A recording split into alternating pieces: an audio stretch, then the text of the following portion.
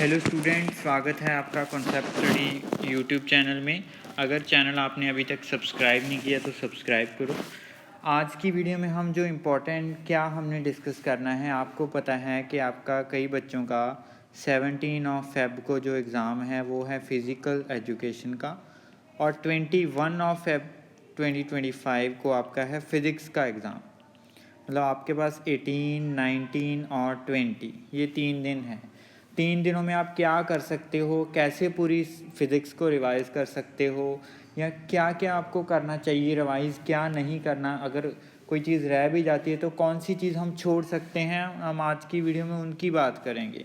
देखो, पहले तो अगर मैं यहाँ पे सिलेबस के सिनेरियो पे आऊँ तो आप देखो, पूरे सिलेबस में से जो ये वाला है यहाँ से लेके यहाँ तक, इनका 18 + 12 13 और +7 37 मार्क्स यहाँ से बन रहे हैं, और 33 मार्क्स जो हैं वो यहाँ से बन रहे हैं। तो आपने क्या करना है, क्योंकि ये जो लास्ट वाले चैप्टर्स हैं ये फर्स्ट वाले चैप्टर से comparatively, dual nature, atom, electronics, semiconductor, जो न्यूक्लियाई, ये इजी हैं। इनमें डेरिवेशंस कम हैं, थोड़ी थ्योरी है, थोड़ा डायग्राम बेस्ड हैं, जैसे फोटो इलेक्ट्रिक इफेक्ट की स्टडी। यहाँ पे फर्स्ट वाले चैप्टर्स में डेरिवेशंस ज़्यादा हैं, थोड़े लेंथी हैं, थोड़े बड़े हैं। तो हमने क्या करना है, हम थोड़ा सा उसके अकॉर्डिंग आ जाते हैं। आपने 18 फेब को जो रिवाइज़ करना है, जो चीज़, वो आपने ऑप्टिक्स रिवाइज़ करना है। ऑप्टिक्स रिवाइज़ करना है, dual nature of radiation and matter, atom and nuclei, electronics devices, ये 18 को आपने रिवाइज़ करना है। मतलब यहाँ इसके सिलेबस के अकॉर्डिंग 6th, 7th, 8th और 9th 19 फेब को आपने रिवाइज़ करना है। EM वेव्स रिवाइज़ कर लेना, और इलेक्ट्रोस्टैटिक्स और करंट इलेक्ट्रिसिटी, ये आपने 19 को कर लेना है, 5th, 1st and 2nd। 20 Feb को आपने कंपैरेटिवली ये जो मैग्नेटिज्म एंड ये है जो 3 और 4 वाला है, मैग्नेटिज्म, EMI और AC, ये आप 20 को कर लेना। ये थोड़े इजी भी हो जाएंगे। करना क्या क्या है, कैसे कैसे करना है, वो अगर हम सिलेबस के अकॉर्डिंग देखें, देखो रे ऑप्टिक्स जो है, रे ऑप्टिक्स में से पहले तो अगर आप NCERT कोई भी आप बुक जो फॉलो कर रहे हो, आप देखोगे उसमें तो सारी डेरिवेशंस ही लिखी होती हैं। जैसे गॉस लॉ है या कोई भी है, उसकी सारी एप्लीकेशंस तो हमारे सिलेबस में नहीं है। जितनी डेरिवेशन बुक में लिखी हैं उतनी सिलेबस में नहीं है ना, उससे कम है। बुक वाले तो सारी देंगे, क्योंकि जेई और नीट के अकॉर्डिंग देखें तो बहुत सारा सिलेबस बोर्ड का जेई और नीट के से कंपेयर करें तो बोर्ड का सिलेबस कम है। तो वो सिलेबस के अकॉर्डिंग आपने देखा, कई बच्चे सिलेबस नहीं देखते, वो बुक उठाते हैं और सीधा जो पढ़ना शुरू कर देते हैं, डेरिवेशन सिलेबस में है नहीं है ये देखते नहीं हैं वो। तो रे ऑप्टिक्स में अगर हम मेन डेरिवेशंस की मैं बात करूं, पहले तो ये TIR, total internal reflection optical fibre, ये सबसे इम्पॉर्टेंट टॉपिक है इस चैप्टर का, इसमें से पूछा जा सकता है। Lens makers formula, lens maker formula, ये डेरिवेशन है, और मिरर फार्मूला, इसकी भी डेरिवेशन है। मिरर फार्मूला, इसकी भी डेरिवेशन है। 3 केसेस होते हैं, 2 कनकेव के लिए, कन्वेक्स के लिए, वो हमने किया हुआ है, आप प्लेलिस्ट में जाके देख सकते हो। Mirror formula first derivation, lens maker formula, और फिर उसके बाद आपका जो आएगा लेंसेज के बारे में, लेंस फार्मूला। लेंस फार्मूला जो हमारा होता है 1/v - 1/u is 1/f। Mirror formula जो होता है 1/v + 1/u is equal to 2/r या 1/f। और ये डेरिवेशन है, लेंस मेकर है। और फिर उसके बाद power of a lens, combination of lenses in contact, 2 lenses को कॉन्टैक्ट में लेके आए, उनकी इफेक्टिव पावर की जो है, इफेक्टिव फोकल लेंथ और इफेक्टिव पावर, उसकी डेरिवेशन भी हमारे सिलेबस में है। रिफ्रैक्शन थ्रू प्रिज्म, प्रिज्म में आपने पढ़ना है डेविएशन थ्रू प्रिज्म, वो वाली डेरिवेशन हमारे सिलेबस में है। ऑप्टिकल इंस्ट्रूमेंट्स से सिंपल और एस्ट्रोनॉमिकल। माइक्रोस्कोप्स में क्या है, 2 माइक्रोस्कोप, सिंपल माइक्रोस्कोप और कंपाउंड माइक्रोस्कोप। इनका आपने क्या करना है, इसका प्रिंसिपल क्या है, इसका कंस्ट्रक्शन क्या है, इसकी वर्किंग क्या है और मैग्नीफाइंग पावर जो एंगुलर मैग्नीफिकेशन के रिगार्डिंग, बस ये 4 चीज़ें इंस्ट्रूमेंट्स में करनी है। टेलीस्कोप, एस्ट्रोनॉमिकल, ये एक और इनका रिफ्लेक्टिंग और रिफ्रैक्टिंग टाइप आ जाते हैं। और एक जो हमारी इम्पोर्टेंट जो डेरिवेशन जो आने के बहुत ज़्यादा चांसेस हैं, refraction at spherical surfaces. Refraction at spherical surfaces 6 cases हैं, सारे भी आ सकते हैं। μ2/v minus μ1/u is equal to μ2 minus μ1/r। ये वाला जो फॉर्मूला ये आपको ड्राइव करना आ सकता है, बाय नेम भी आ सकता है या डायरेक्ट वो कह सकते हैं कि इसको ड्राइव करो, वो फिर आप कोई भी केस लेके ड्राइव कर सकते हो। ये चीज़ आपने पढ़नी है। ये डेरिवेशंस रे ऑप्टिक्स में है। वेव ऑप्टिक्स में क्या है, सिंपल हाइजेंस प्रिंसिपल। डेरिवेशन 2 ही हैं, रिफ्लेक्शन और रिफ्रैक्शन को प्रूव करना है आपने हाइजन को यूज़ करते हुए, मतलब I is equal to r और स्नेल्स लॉ, हाइजन को यूज़ करते हुए रिफ्लेक्शन और रिफ्रैक्शन को प्रूव करना है। इसकी जो डेरिवेशन है हमारे सिलेबस में है, proof of law of reflection and refraction using Huygens principle. Interference YDSE और यंग डबल स्लिट एक्सपेरिमेंट है, उसके जस्ट रिजल्ट्स याद करने हैं आपने, रिजल्ट्स याद रखने हैं। नो डेरिवेशन लिखा भी हो, no derivation, final expressions only. Coherent sources क्या होते हैं, सस्टेन्ड इंटरफेरेंस की कंडीशन, ये थ्योरी है टोटली। डाइफ्रैक्शन का भी ओनली रिजल्ट याद रखना है, क्वालिटेटिव ट्रीटमेंट ओनली, ये भी ओनली रिजल्ट्स ही हैं। NCERT में तो पोलराइजेशन भी लिखा हुआ है, पोलराइजेशन हमारे सिलेबस में, बोर्ड के सिलेबस में हमारे नहीं है, तो ये आपने ऑप्टिक्स में से पढ़ लेना है। ड्यूल नेचर में से फोटो इलेक्ट्रिक इफेक्ट की जो मेन एक्सपेरिमेंटल स्टडी है, इंटेंसिटी का इफेक्ट, फ्रीक्वेंसी का इफेक्ट, जो सैचुरेशन वैल्यू किस पे डिपेंड करती है, स्टॉपिंग पोटेंशियल किस पे डिपेंड करता है, वो पढ़ लेना है फोटो इलेक्ट्रिक में। और आइंस्टाइन फोटो इलेक्ट्रिक इक्वेशन और वेवलेंथ जो आती है हमारी, लैम्डा इज h/mv, h/p, वो वाला डेरिवेशन आपने कर लेनी है। एक्सपेरिमेंटल स्टडी आ गया। और ये इसके बेस पे किनेटिक एनर्जी जो maximum that is h/μ minus h/μ0। थोड़े से क्वेश्चन एटम न्यूक्लियाई में देखो, आपने जो थॉमसन मॉडल तो सिलेबस में नहीं है बट वो मेन थ्योरी ही है। Rutherford model of an atom, इसके लिए आपने एक जो अल्फा रे स्कैटरिंग एक्सपेरिमेंट है उसकी ऑब्जर्वेशन और रिजल्ट देख लेनी है। डिस्कवरी ऑफ न्यूक्लियस जो हैं, बोहर के पोस्टुलेट बहुत इंपॉर्टेंट है। बोहर्स पोस्टुलेट्स, बोहर ने क्या कहा था कि एनर्जी लेवल्स हैं, फिक्स एनर्जी हैं, NH/2π जो है, मतलब that is angular momentum is integral multiple of h/2π, वो सारे पोस्टुलेट जो बोहर ने दिए थे विद डायग्राम देख लेने हैं। डेरिवेशन एटम में क्या करनी है आपने, एक तो रेडियस की डेरिवेशन है nth ऑर्बिट बोहर के अकॉर्डिंग, एक वेलोसिटी की डेरिवेशन है और energy, radius, velocity and energy, ये आपने देख लेना है। हाइड्रोजन स्पेक्ट्रा जो है वो उसकी डेरिवेशन मेरा कुछ नहीं है, क्वालिटेटिव, जो फर्स्ट में -13.6 इस तरह जो एनर्जी लेवल्स हमारे चेंज होते हैं वो है।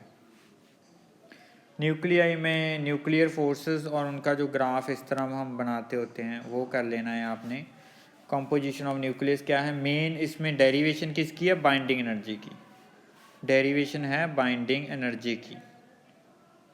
वो छोटा सा एक्सप्रेशन ही होता है, बस उसको ड्राइव करना है। फिर बाइंडिंग एनर्जी पर न्यूक्लियन, और इसमें एक मेन चीज़ जो है आपने जो पढ़नी है न्यूक्लियाई में, बाइंडिंग एनर्जी का जो ग्राफ है, बाइंडिंग एनर्जी का जो कर्व बनता है, हमारे प्लेलिस्ट में सारा कुछ है अगर आप देखोगे। पर न्यूक्लियन बाइंडिंग एनर्जी का जो इस तरह आप हम कर्व सा बनाते हैं उसको पढ़ लेना है, उसके 4-5 पॉइंट्स हैं, याद रख लेना है। बाइंडिंग एनर्जी कर्व, वेरिएशन है बाइंडिंग एनर्जी की विद मास नंबर। इसमें जो सेमीकंडक्टर्स में डिफरेंस ही है, जैसे ये पहले semiconductor and insulator qualitative ideas only on the basis of band theory, इनको एक्सप्लेन करना है। इंट्रिंसिक एक्सट्रिंसिक के बीच difference, P and N type के बीच difference. P N junction diode important है, उसके फॉरवर्ड कैरेक्टरिस्टिक, उसके रिवर्स कैरेक्टरिस्टिक। सेमीकंडक्टर डायोड मतलब वही पी एन, उसके फॉरवर्ड एंड रिवर्स कैरेक्टरिस्टिक। और एक diode as a rectifier, full wave rectifier and half wave rectifier. ये तो पढ़ ही लेना, ये थ्योरी है, सिंपल सा है, इजी सा। तो आप इस तरह कर लोगे। डेरिवेशन मैंने बता दी कि कौन सी करनी है कौन सी नहीं करनी है। ईएम वेव्स में आप क्या करोगे, मेन आपने स्पेक्ट्रम ज़्यादा, डिस्प्लेसमेंट करंट का जस्ट आइडिया ले लेना आप, जस्ट आइडिया क्या आया क्यों आया, बेसिक आइडिया। ईएम स्पेक्ट्रम को आप पढ़ लेना। इसमें आप क्या पढ़ोगे, फ्रिक्वेंसी रेंजेस हर एक की, वेवलेंथ रेंजेस, वेवलेंथ की रेंज क्या है, इसके यूजेस क्या हैं, हर एक जो ईएम वेव के यूजेस और सोर्स क्या है इनका, बस। जैसे इंफ्रारेड हॉट ऑब्जेक्ट से आती है, यूजेस नाइट विजन में काम आती है, जैसे माइक्रोवेव रडार वगैरह में काम आ जाती है, और कुकिंग वगैरह में आ जाती है, रेडियो वेव कम्युनिकेशन वगैरह। तो इस तरह हर एक के एक्सरेज वो कैसे काम आती है, जैसे फ्रैक्चर वगैरह को मेडिकल पर्पस, मेडिकल पर्पस आ गया उनका। तो ये जो है ये आपने ईएम स्पेक्ट्रम जो है डिटेल में पढ़ लेना है ईएम वेव में से। अब अगर हम फर्स्ट चैप्टर में आए, फर्स्ट चैप्टर में आपने ये सिलेबस आप देख रहे हो, डेरिवेशन कौन सी करनी है। कॉलम्स लॉ की डेरिवेशन है, एक तो कॉलम्स लॉ की डेरिवेशन है, एक आपने कर लेना है इलेक्ट्रिक फील्ड जो बेसिक उसका k q by r square due to point charge, derivation नहीं है। इसके बेस पे जो है डाइपोल का electric field on axial line and equatorial line. Electric dipole क्या है and electric field due to a dipole. कौन सी डेरिवेशन, एक्सियल, अभी एक्सियल इक्वेटोरियल लिखा नहीं इन्होंने सिलेबस में, बट मैं बता देता हूँ। एक्सियल लाइन पे एंड इक्वेटोरियल लाइन के पे electric field due to dipole, वो कर लेनी है डेरिवेशन आपने। एक टॉर्क वाली कर लेनी है, जब डाइपोल को यूनिफॉर्म इलेक्ट्रिक फील्ड में रखेंगे तो टॉर्क जो आता है P E sine theta, P cross E, ये डेरिवेशन आपने कर लेनी है इसमें। और electric flux Gauss theorem charge enclose by जो फ्लक्स लिंक होती है क्यू बाई एप्सिलॉन नॉट, इसकी डेरिवेशन क्या है, इसकी एप्लीकेशन वाली, एक तो due to infinitely long straight wire और एक इनफाइनेटली प्लेन शीट का है, ये है 2 lambda by 4 pi epsilon naught r. इसका आएगा प्लेन शीट का आ जाएगा सिग्मा बाई 2 एप्सिलॉन नॉट, इसको ड्राइव करना है। थिन शेल का अभी सॉलिड स्फीयर भी दिया हुआ है बुक में, बट वो आपने नहीं करना, थिन शेल का करना है, only field inside and outside, इसकी आपने डेरिवेशन कर लेनी है। बट मोस्ट इंपॉर्टेंट जो है इनफाइनेटली लॉन्ग स्ट्रेट वायर, ये इंपॉर्टेंट है।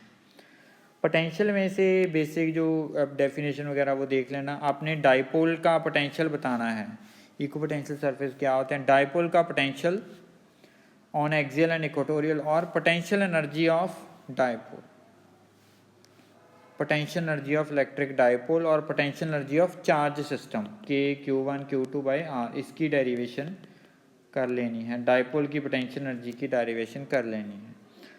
कैपेसिटर में आपने कर लेना है capacitance of parallel plate capacitor, इसकी derivation with and without electric, ये आपने डेरिवेशन कर लेनी है। और सीरीज़ और पैरेलल जो कॉम्बिनेशन आएंगे, डायरेक्ट ऐड करना है, इन्वर्स में ऐड करना है, कैपेसिटर में आपने ये वाली डेरिवेशन कर लेनी है। एनर्जी स्टोर की डेरिवेशन नहीं है, फार्मूला ओनली लिखा भी हुआ है इन्होंने।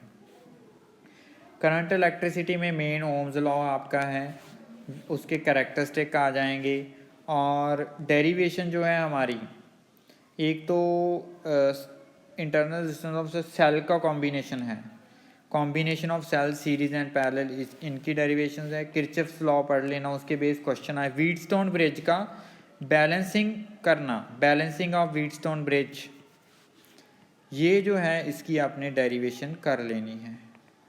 जो बैलेंस की कंडीशन आपको पता है P by Q R by S होती है, इसको ये कैसे आई उसको ड्राइव करना है। और एक आपने ड्रिफ्ट वेलोसिटी की डेरिवेशन कर लेनी है, लिखा हुआ है यहाँ पे ड्रिफ्ट वेलोसिटी, इसकी डेरिवेशन कर लेनी है। और इसका रिलेशन जो है I is equal to NEAVD, ये वाली की डेरिवेशन भी आपने कर लेनी है। करंट में मेन डेरिवेशंस यही हैं। आगे आ गया हमारा magnetic effect of current and magnetism. Main जो है बायोट-सेवरेट लॉ, इसका जो डेरिवेशन जो मेन है बायोट-सेवरेट लॉ की, और स्ट्रेट वायर की डेरिवेशन नहीं है हमारे सिलेबस में, ओनली लूप वाली है। Mu naught by 4 pi theta I by r, जैसे 2 पाई आई बाई आर। जो स्ट्रेट वायर का है वो लिखा है क्वालिटेटिव ट्रीटमेंट ऑनली, उनके बेस जस्ट क्वेश्चंस कर लेने हैं आपने। Force on a moving charge, moving charge के ऊपर जो फोर्स लगती है BQVB साइन थीटा, इसकी डेरिवेशन कर लेनी है। एक जो पिछले साल भी आई थी सिलेबस में, जो 2024 में जो पेपर आया था उसमें आई थी, force on a current carrying conductor uniform magnetic field में, ये BIL साइन थीटा, इसकी डेरिवेशन आपने कर लेनी है। वो स्ट्रेट भी होता है, वो जिगजैग भी हो सकता है। Force between two parallel current carrying conductor, ये भी आपके डेरिवेशन आपने पढ़ लेनी है, 2I1I2 बाई वो वाला जो है। Torque on a current carrying loop, ये भी आपके डेरिवेशन सिलेबस में है, टॉर्क वाली लूप को जब मैग्नेटिक फील्ड में रखेंगे। और जो इंस्ट्रूमेंट इसमें आपने पढ़ना है गैल्वेनोमीटर। गैल्वेनोमीटर में इसकी कंस्ट्रक्शन क्या है, इसका प्रिंसिपल क्या है, इसकी वर्किंग क्या है, और इसकी कन्वर्जन जैसे गैल्वेनोमीटर को एमीटर में और वोल्ट मीटर में कन्वर्ट करना, ये इंस्ट्रूमेंट जो है मैग्नेटिज्म वाला, ये इंपॉर्टेंट है। मैग्नेटिज्म एंड मैटर, ये तो टोटली थ्योरेटिकल टाइप आ गया। इसमें मेन आपने डेरिवेशन इसमें कोई भी नहीं है, सारे लिखा हुआ है qualitative treatment only, qualitative treatment only. बस टॉर्क वाली डेरिवेशन आपने पढ़ लेनी है। Torque on a magnetic dipole place in uniform magnetic field, और बार मैग्नेट की, जैसे बार मैग्नेट के क्या जो उसकी प्रॉपर्टीज़ क्या हैं, दो लाइक पोल्स रिपेल करेंगे, अनलाइक पोल्स अट्रैक्ट करेंगे, डायरेक्टिव प्रॉपर्टी, इंडक्टिव प्रॉपर्टी, वो सारा। और मेन जो इसमें है आपने पैरा, डाया और फेरो की जो प्रॉपर्टीज़ को डिटेल में पढ़ लेना है, डिटेल में पढ़ लेना है, ये थोड़ा सा पढ़ लेना। ये इसमें डेरिवेशन कोई मेन नहीं है, बस एक ही डेरिवेशन है। EMI में मेन जो है फैराडेज लॉ, वो टोटल थ्योरी है उसकी पढ़ लेना है। इंड्यूस EMF जो आएगी -d∅/dt, करंट वगैरह से रिलेटेड। Lenz law, prove that Lenz law is in accordance with conservation of energy. Self and mutual induction की डेरिवेशन आपने पढ़ लेनी है। ओके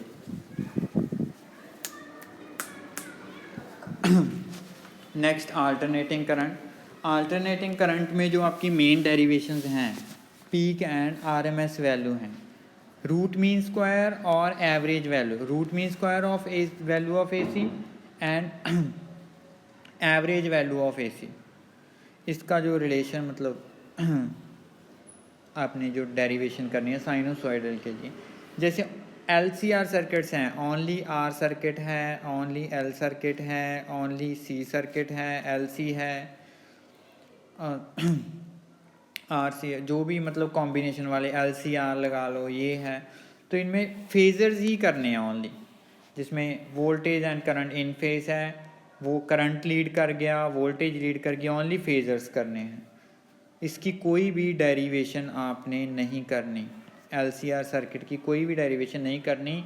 बट पावर की जो है, पावर की डेरिवेशन, पावर जो है पावर इन LCR, उसकी डेरिवेशन आपने कर लेनी है। और इसमें जो दो मेन इंस्ट्रूमेंट्स हमारे हैं AC जनरेटर और ट्रांसफार्मर। AC जनरेटर और ट्रांसफार्मर, इनके जो थ्योरी, जो कंस्ट्रक्शन, प्रिंसिपल, वर्किंग, वो आपने कर लेना है। तो इस तरह आप 3 डेज़ में अपना जो सिलेबस है वो कवर कर सकते हो। अगर आपको कोई भी डाउट है तो आप कमेंट बॉक्स में अपना कमेंट डाल सकते हो, और उसका जो आपका सॉल्यूशन हम बता देंगे। अगर आपने चैनल को अभी तक सब्सक्राइब नहीं किया तो सब्सक्राइब करो। Thank you.